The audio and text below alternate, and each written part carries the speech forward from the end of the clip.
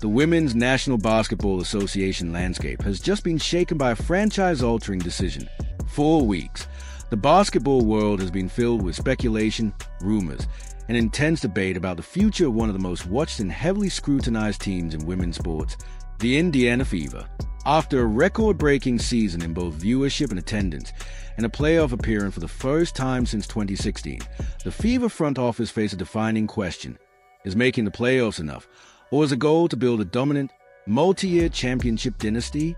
When the organization announced the dismissal of head coach Christie Sides, they answered that question clearly. Simply reaching the playoffs is no longer the standard in Indianapolis. The expectations have officially been raised. But firing a coach is only part of the equation.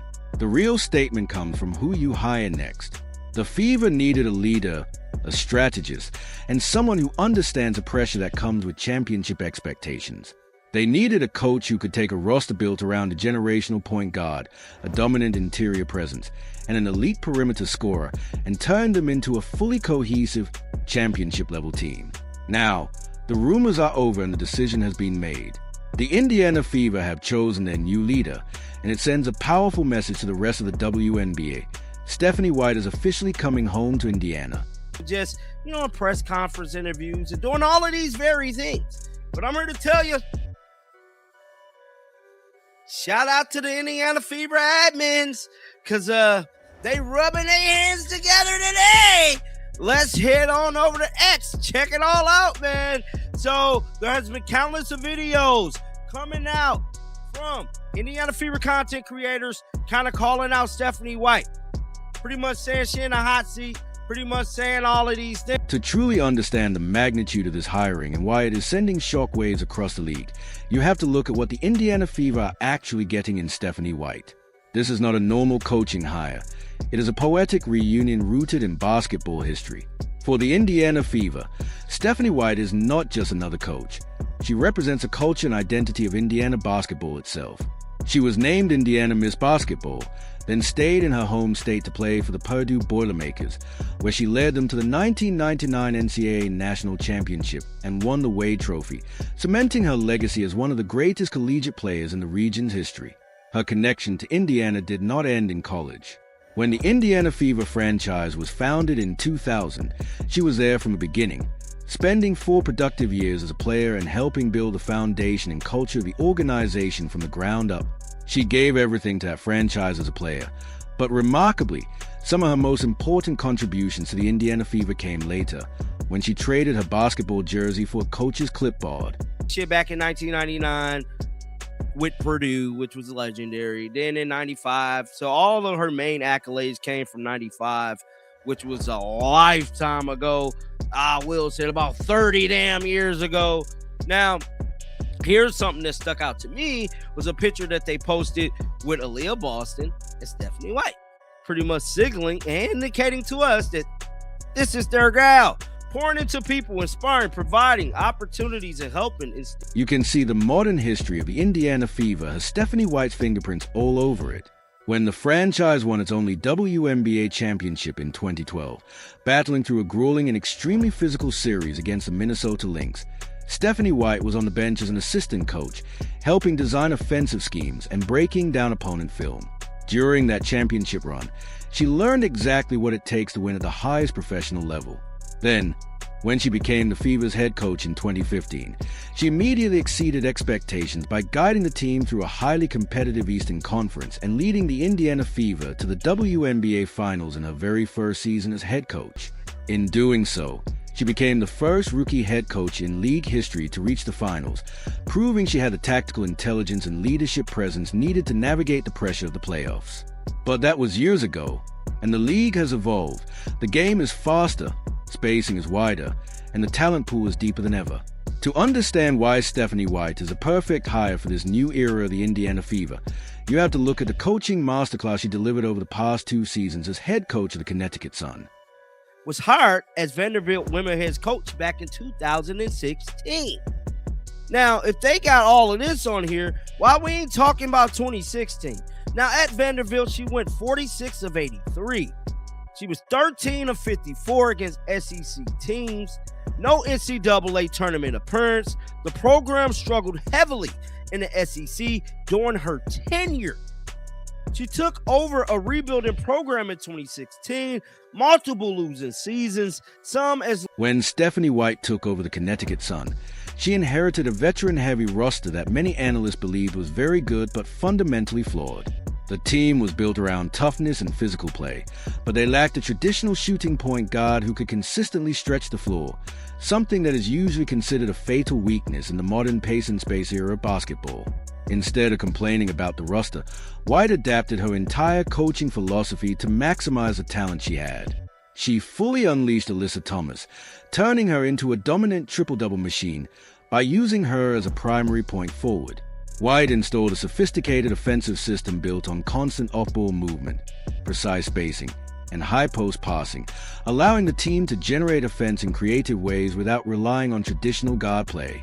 Under her leadership, the Connecticut Sun didn't just remain competitive. They thrived, reaching the semifinals in back-to-back challenging seasons.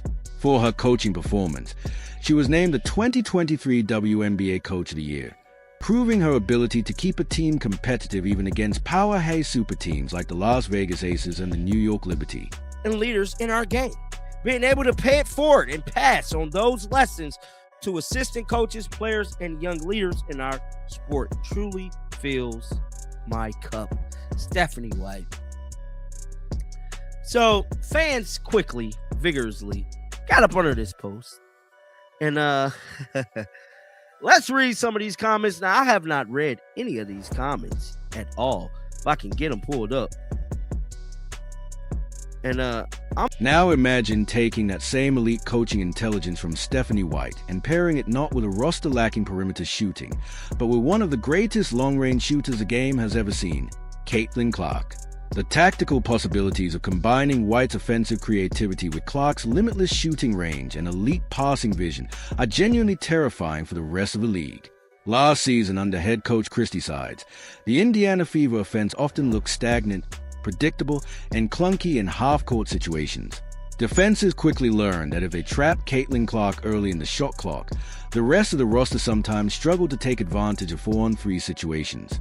Spacing would collapse, weak side movement would disappear, and Clark was often forced into difficult, contested shots just to rescue possessions. Stephanie White is expected to completely transform that offensive structure. When you study her offensive systems, you see a coach who thrives on split actions, horn sets, constant motion, and using big players as playmaking hubs at the top of the key. Instead of simply putting the ball in Clark's hands and hoping for magic, White will likely design intricate screening actions, backdoor cuts, and continuous perimeter movement that will make trapping Caitlin Clark extremely risky, because every trap could immediately lead to an open layup or a wide-open corner three. Is here to stay, bruh. For whatever reason, you feel me? But at the end of the day, everybody's entitled to their opinion. And I feel like the fans ain't going to let up on Stephanie White because of the Vanderbilt baggage that they failed to mention in this post here. But to each his own, man. Get down in the comment section. Let me know y'all thoughts about this, man, real quick. Make sure you guys are still subscribed to the channel. A lot of people have been DMing me, telling me, John, I'm not subscribed. I'm not even getting... But the most important aspect of this historic hiring has nothing to do with offense. Everyone already knows that the Indiana Fever, purely based on talent, are going to score a lot of points with players like Caitlin Clark and Kelsey Mitchell.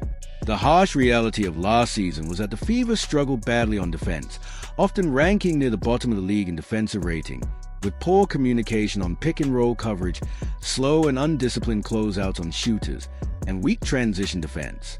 You simply cannot win a WNBA championship without getting consistent stops late in games against elite offenses, and this is where Stephanie White's true value comes in, as she is widely respected as one of the best offensive minds in basketball. During her time with the Connecticut Sun, she built one of the league's toughest defensive systems, emphasizing aggressive hedging, precise weak side rotations, and strong paint protection, and she is expected to push Aliyah Boston to develop into a true defensive anchor. Beyond tactics, the psychological side of this job is just as important, because coaching the Indiana Fever right now comes with intense media pressure, constant public scrutiny, and massive expectations from millions of new fans. Former coach Christie Sides handled a difficult situation, but the media spotlight around the team was overwhelming at times. Stephanie White, however, has experience not only as a player and coach but also as a respected broadcaster with ESPN, meaning she understands how the media works, how to control the narrative, and how to protect her players from outside noise while maintaining authority and calm inside the locker room. This move also has major front office implications, especially with the return of Kelly Kroskop, the executive who helped build the Fever's 2012 championship team around Tamika Catchings, signaling that the same leadership group that once built a championship team is now back together again. This clearly shows that the Fever are no longer in a rebuilding phase. They are now in a win-now phase. By hiring a proven coach like Stephanie White, the organization is also sending a strong message to current stars and future free agents that Indiana is serious about competing for a championship immediately. Meanwhile, the rest of the league is getting stronger, with teams like the New York Liberty and the Las Vegas Aces continuing to build powerhouse rosters, and the Minnesota Lynx remaining one of the most disciplined and dangerous teams in the league. To compete with those elite teams, you need more than talent. You need elite leadership, elite strategy, and a coach who can manage pressure and outcoach opponents in playoff series. The Indiana Fever clearly believes Stephanie White is that leader, and with this hiring, the message is clear. The rebuilding years are over. The expectations are sky high, and the franchise is now fully focused on chasing another WNBA championship.